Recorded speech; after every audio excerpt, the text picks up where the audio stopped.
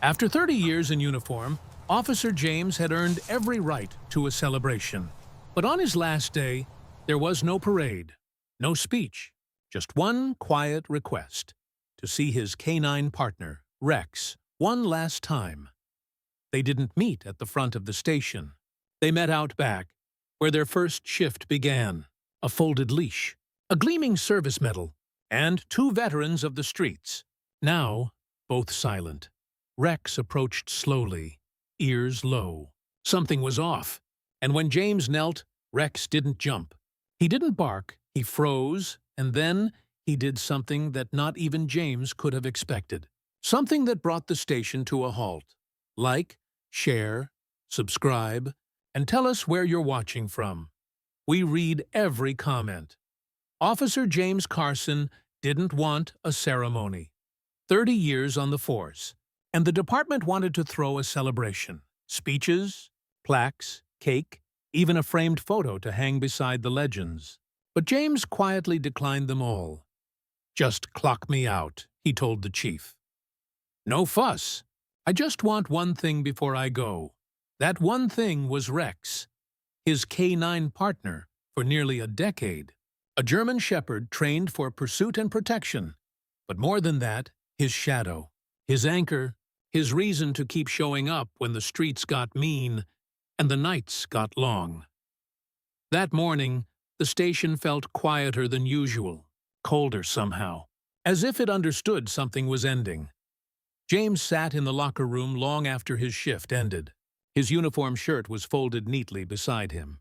Across his lap lay a worn leather leash, the one Rex had worn on their very first shift, coiled and still. Next to it sat a small velvet box containing his final service medal. He hadn't opened it. The fluorescent lights buzzed above him. Somewhere down the hall, a rookie laughed too loudly. It felt distant, disconnected. James rubbed the leash between his fingers. It was soft from years of use, frayed slightly near the buckle, from the time Rex had pulled him out of a burning car before the gas tank blew. That had been 5 years ago, and even then James knew. One day, this goodbye would come. The department had reassigned Rex to a younger handler a year ago. Protocol. K9 served until they aged out or were injured. Rex was still active, still sharp. But James never visited. He couldn't.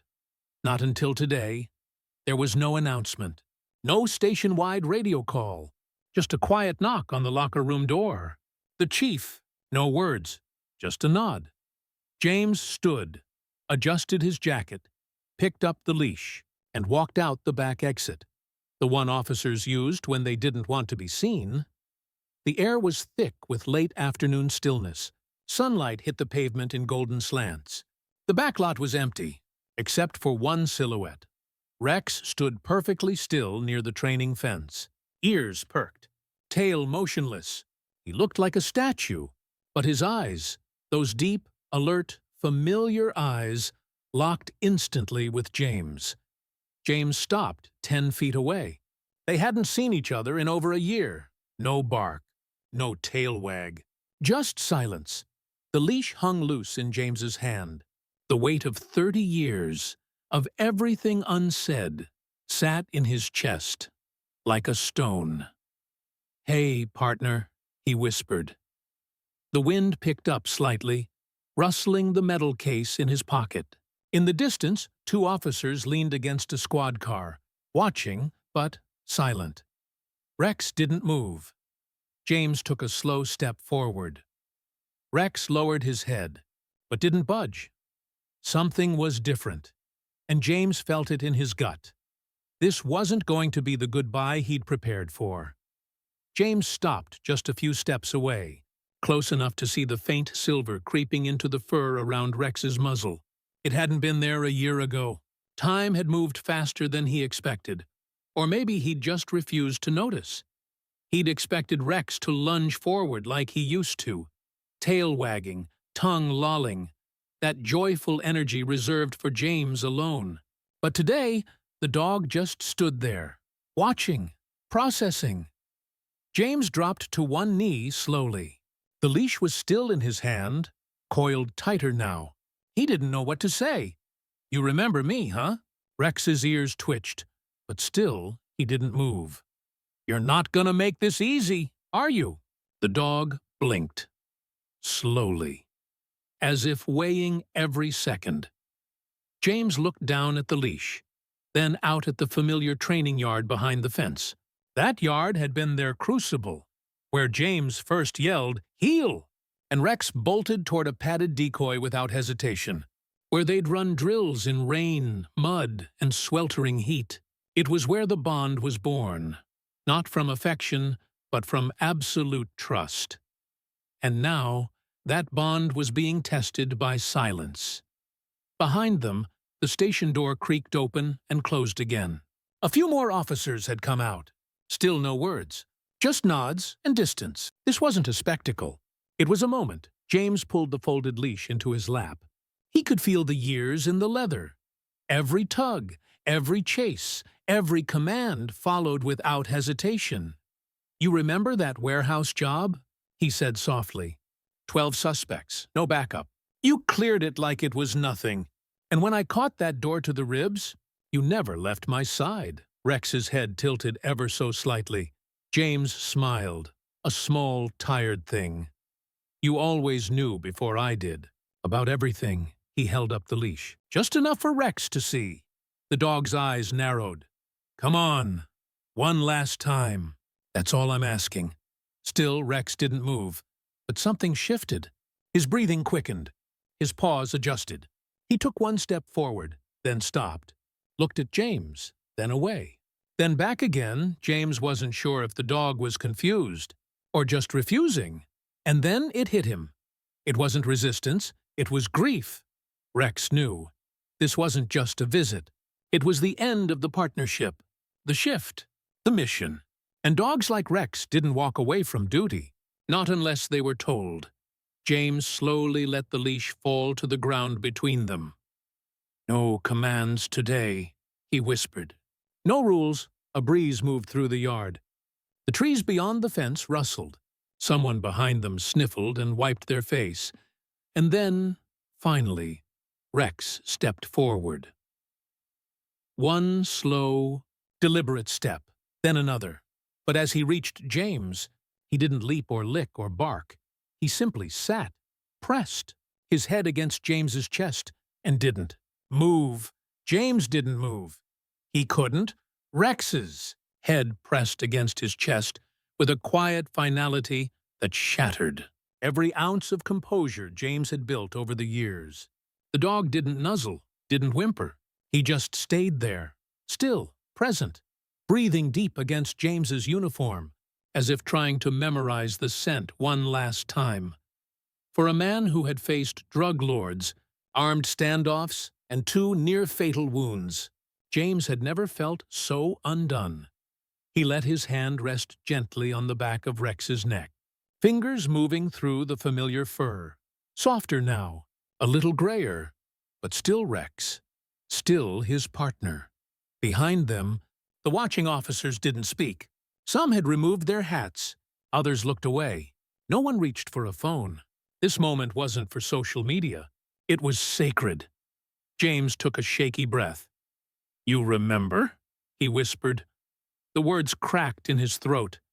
"I didn't come here to say goodbye," he admitted, voice barely audible. "I came because I didn't know how to leave without you." He felt Rex's body shift slightly. The dog's head rose just enough for their eyes to meet. For a split second, it was like they were back in the cruiser, parked at midnight outside a liquor store, waiting on a call, calm, ready, together.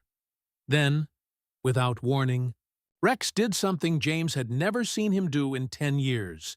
He whined, soft, low, guttural. A single sound, full of weight, like grief compressed into one breath. James's hand froze. The other officers stiffened. Rex let out another whine, then leaned in closer and nudged James's chest, not like a command, but like a plea.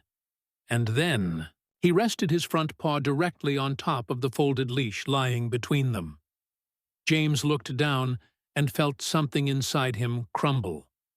That leash had been theirs, their link, their lifeline in the field. It had led them into chaos and pulled them both back out. Now it was just a symbol. But to Rex, it still meant connection, still meant readiness, and he was choosing to let go. James lowered his head, forehead resting against Rex's. His shoulders began to shake, not from weakness, but from carrying the weight of years no one else saw. Rex didn't move.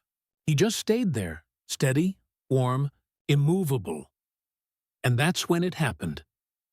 James reached into his pocket, pulled out the velvet box, and opened it. Inside was the gleaming service medal, silver, etched with the words loyalty, valor, service. But James didn't pin it to his chest. He took the ribbon, looped it gently around Rex's neck, and let it rest on the dog's broad shoulders. "You earned it more than I ever did," he said, voice shaking. In that moment, a breeze swept through the lot. The folded leash flapped slightly. Light caught the metal and sent a glint across the pavement. And then, James did something he hadn't done in years. He cried. Not the silent tears he'd mastered after tough cases. Not the controlled mourning of funerals. These tears came raw, open, undeniable. He wept. For the years, for the bond, for the moment he'd tried to prepare for, but never truly could. And Rex? He didn't move, he stayed beside him, like always. The moment hung in the air, quiet, sacred, and completely still. James remained crouched, one hand on Rex's neck, the other gripping the open velvet box on the ground. Rex sat motionless, the silver ribbon glinting faintly against his dark fur. No one moved. No one breathed too loud. Even the wind seemed to pause in reverence. It wasn't just a goodbye. It was something deeper, something irreversible. Behind them, a few officers had tears in their eyes.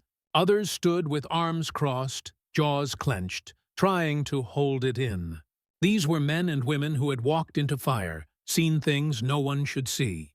And yet here they were, broken open by a dog laying his paw on a leash. James finally stood, slowly, like every part of him wanted to stay on the ground beside Rex. But he knew it was time. Rex didn't follow. He just looked up, ears perked, but still, eyes locked on James like a soldier awaiting orders. That was the moment that cracked the last wall around James's heart. "No more orders," he said quietly. He bent down, picked up the folded leash, and held it for a moment. Then he walked over to the training fence, the same one where Rex had taken his first command, and looped the leash over the top rail. Let it hang there, a symbol not of restraint, but of retirement, of release. He turned back to Rex. "I didn't come here to ask you to come home," James said. "I came to let you know. I already carry you there." Rex stood now, tall, proud, composed, but his tail swayed once, just once. James smiled. "That's all I needed." He reached into his breast pocket and pulled out something else. Not official, not standard issue. A photo, faded, wrinkled from years in his wallet. It showed a younger James kneeling beside a wide-eyed, oversized-eared puppy, tongue flopping out, leash far too big for its neck. He tucked the photo under the looped leash and stepped back. Rex turned his head and watched. No bark, no movement, just presence. James looked at him one last time. "Take care of the new guy," he said, forcing a soft laugh through his cracked voice. Rex tilted his head, and then, for the first time all day, he took a step forward. Not toward James, but to the hanging leash. He sniffed it, nudged it gently, and then sat beneath it, still, strong, present. James nodded once, eyes glistening, chest hollow, but full. That was it. He turned and walked toward the station gate. No words, No looking back. Behind him, Rex stayed where he was, sitting like a statue beneath the leash and the photo. A silent sentinel of memory. When James reached the gate, one of the rookies whispered, "Sir, are you okay?" He didn't answer right away. Then, over his shoulder, he said, "I am now. If this story moved you, take a moment to hug your dog tonight, or call someone you miss. Some goodbyes break us. Others remind us how lucky we were to love at all. If it touched your heart, give it a like. And tell us in the comments, who broke you more, James or Rex? We read every single one."